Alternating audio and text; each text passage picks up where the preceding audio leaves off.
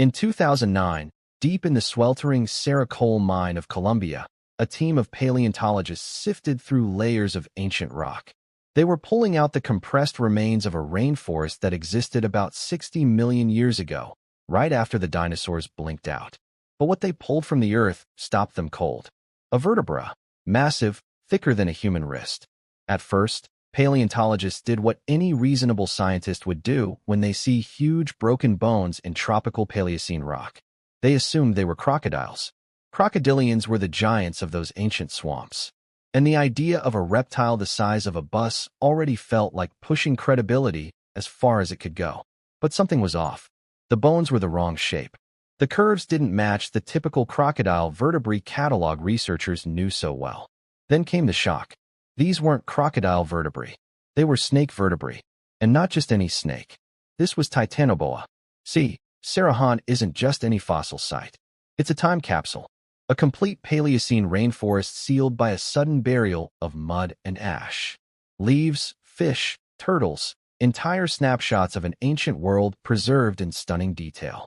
And in that muck, the biggest snake remains anyone had ever seen.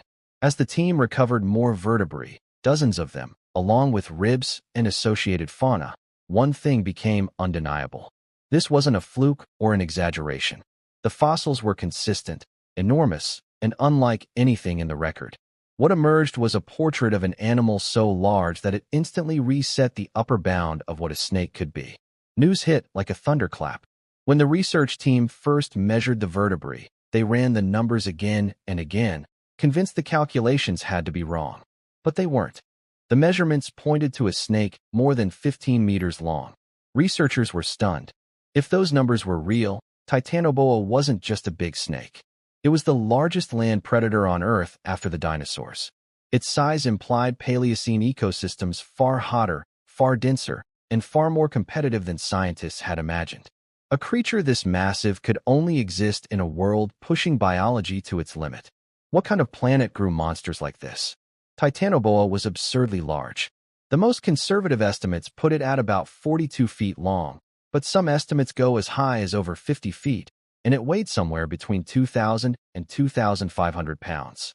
For context, the largest anaconda ever reliably measured was about 28 feet long and weighed around 500 pounds. So Titanoboa was nearly twice as long and 4 to 5 times heavier. But here's what I find fascinating. How do scientists even figure out the size of an extinct animal from just a handful of vertebrae? Well, modern snakes follow pretty predictable scaling laws. The size of their vertebrae correlates directly with their total body length. So paleontologists can measure a Titanoboa vertebra, compare it to modern constrictors like boas and anacondas, and extrapolate backwards. But there's a deeper question here. Why was Titanoboa so much larger than any snake alive today? The answer hinges on temperature. See, snakes are ectotherms. They can't regulate their own body temperature. They rely entirely on their environment to stay warm. And that shapes almost everything about them. Their metabolism, their growth, even the upper limit of their size. Think about it this way. The warmer the environment, the faster a snake's metabolism runs. Faster metabolism means faster growth, more efficient digestion, and the ability to sustain a much larger body. So when scientists uncovered Titanoboa, they weren't just looking at a giant predator. They were reading a climate record, a biological thermometer from 60 million years ago, and it pointed to a world far hotter than the one we live in now. To understand Titanoboa, you have to understand its world. Step back about 58 million years into the Paleocene epoch, just a few million years after the dinosaurs vanished. Earth is recovering, ecosystems are rebuilding, and the tropics are turning into something almost unrecognizable to us. Global temperatures were far higher than today. In what is now northern Colombia, estimates suggest average year-round temperatures of at least 32 degrees Celsius, with almost no seasonal relief. Imagine a rainforest that never cools down, not even at night. A world where the air itself feels like a constant sauna. No ice caps, no winters, just relentless steaming heat stretching from pole to pole. Forests sweated, waterways steamed in the sun, and life grew large. Because for cold-blooded animals, warmth removes the biggest constraint of all. But today's tropical forests, the Amazon, the Congo, Southeast Asia, are actually too cool for a snake like Titanoboa to exist. Modern anacondas and pythons press against the upper limits of what our current climate allows. To push beyond their size into Titanoboa territory requires a world turned up several degrees warmer consistently for millions of years. Titanoboa couldn't hack it. Its massive body needed that house-blaze heat to kickstart metabolism and pump blood through 50 feet of coils. The Sarah site reveals this world in detail. Layer after layer contains plant fossils. There are giant turtle shells, some the size of pool tables. Early crocodile relatives with blunt, crushing teeth suggest a diet of hard-shelled prey. They were not sleek river racers, but heavy-jawed ambush predators. This was not a clear, fast-flowing river system. It was a humid swamp rainforest, murky, slow-moving water, tangled roots, and dense vegetation. Visibility would have been poor, sound muffled by constant rain and buzzing insects. In such an environment, size could be a massive advantage. A giant snake could lurk in the water, its bulk supported by buoyancy, its body hidden by tannin-stained currents. Heat and humidity would keep its muscles warm and ready, allowing it to move when it needed to, then sit, digesting enormous meals over weeks or months. Titanoboa in this context is not an accident. It is a direct logical outcome of an extreme world. High temperatures, abundant prey, and a swampy labyrinth perfect for slow, patient ambush. So here's the question everyone wants to know. How did Titanoboa actually hunt? Forget everything you've seen in movies. Titanoboa wasn't some hyper-aggressive monster chasing down prey on land. This wasn't a land-racing python or a tree-dwelling boa. Titanoboa was simply too big for that. 40-plus feet of muscle doesn't glide quickly over forest floors. It sinks. It drags. It fights gravity with every inch. But in water, everything changes. In the Paleocene swamps, Titanoboa behaved less like a modern snake and more like a crocodile. Slow, silent, half-submerged. It used the swamp's murky water as camouflage, slipping between fallen logs and root systems with only the faintest disturbance on the surface. For an animal this size, invisibility wasn't a trick. It was a lifestyle. It didn't chase. It didn't sprint. It waited hours, maybe days, almost motionless, until something wandered close enough. And when it struck, the force was terrifying.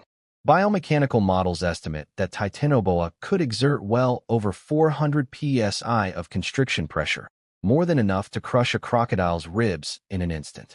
Modern boas and pythons rely on blood flow restriction to subdue prey. But at Titanoboa's size, the distinction barely matters. The result was the same. Whatever it wrapped around wasn't getting out. Based on the ecosystem we know existed at Sarah, Titanoboa's diet likely included giant turtles, slow-moving, abundant, and packed with calories. Early crocodiles, smaller than Titanoboa and not yet apex predators.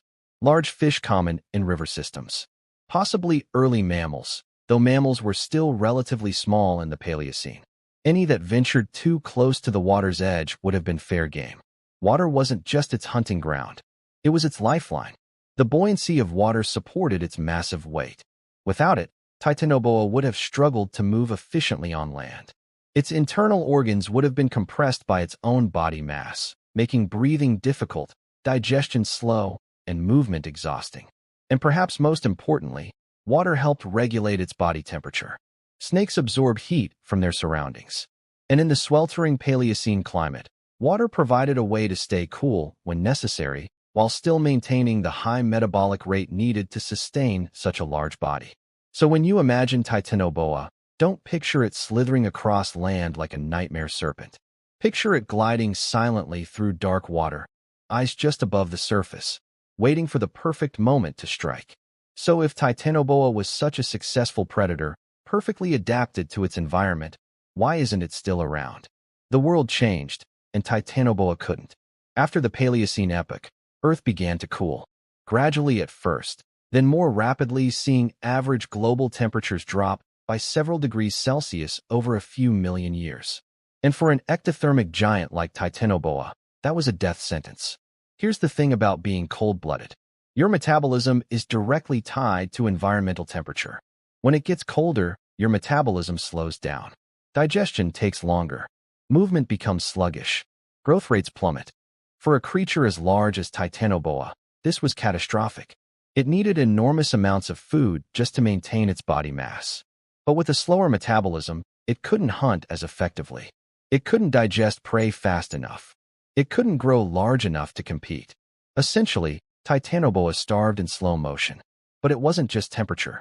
The entire ecosystem was shifting. Mammals were diversifying and growing larger. They were warm-blooded, able to remain active in cooler climates, and they competed for the same resources giant reptiles depended on. Meanwhile, the lush swamp rainforests of the Paleocene were drying out. Rivers became more seasonal. The dense, humid environment Titanoboa thrived in was disappearing. And perhaps most importantly, other large reptiles were dying out.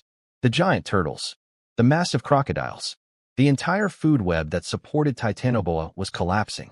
Titanoboa didn't die from predation, not from disease, not from competition. It died because the planet cooled by just a few degrees. That's all it took.